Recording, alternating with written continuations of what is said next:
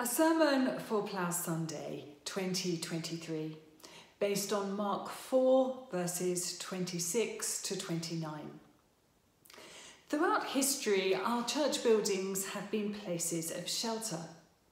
On cold January days, it's easy to imagine the protection provided by those stone walls. In the Middle Ages, our rural churches offered protection and shelter to those things that were precious to the community too, most notably the communal plough.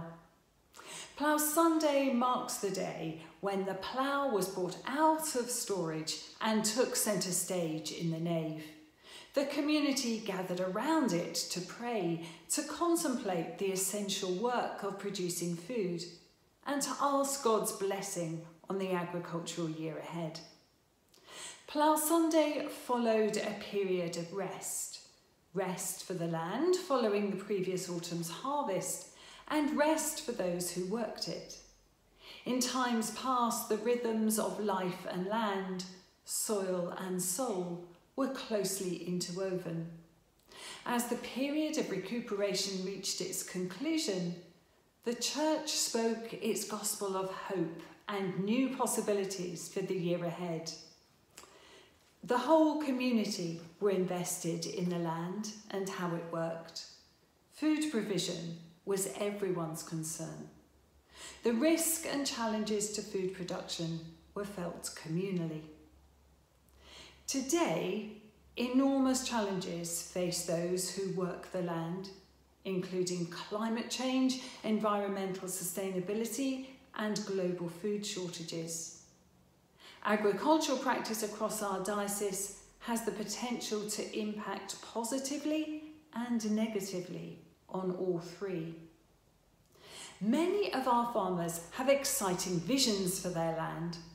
Jake Fiennes, in his recent book Land Healer, is not alone in sensing that farming has great potential in restoring abundant nature to our countryside, hand in hand with food production.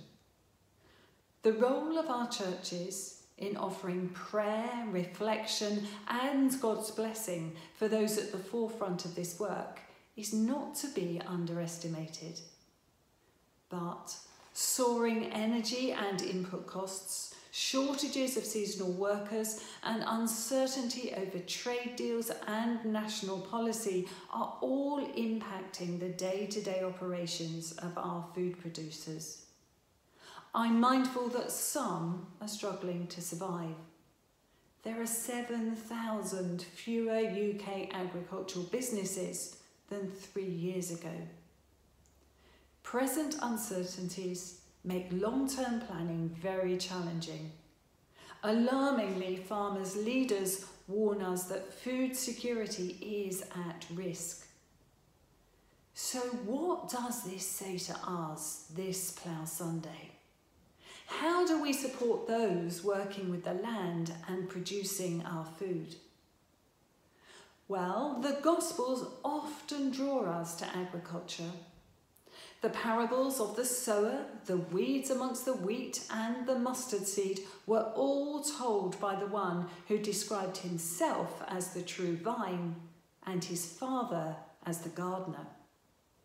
They aren't guides to pruding, sowing seeds, or cultivation, of course. Instead, they're parables that assume an understanding of these tasks. When Jesus spoke of these things, he was probably speaking to many people who were directly involved in agriculture and horticulture.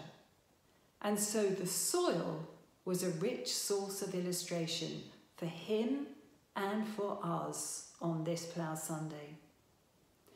In the parable of the growing seed, Jesus reminds us of the soil's mysterious capacity to receive seed and to enable it to grow into a valuable crop. Human activity is minimal in this parable: sowing, sleeping and rising, and harvesting. During the human sleeping and rising, the waiting and resting, all the activity happens in the soil. The earth produces of itself, he says. If this was a guide to agricultural practice, regenerative agriculture would be on the tip of our tongues, but it isn't. The clue's in the opening sentences. It's a spiritual illustration. The soil is illustrative of our souls. Deep within us is that soul where God works. If we let him be, rest upon him, rest with him, he will nourish our soil, our souls. He will grow in us what's needed in the world. It takes some courage. The pull to overactivity is strong when things are tough. How often do we find ourselves working ever longer and harder in the belief that this will make it come right in the end?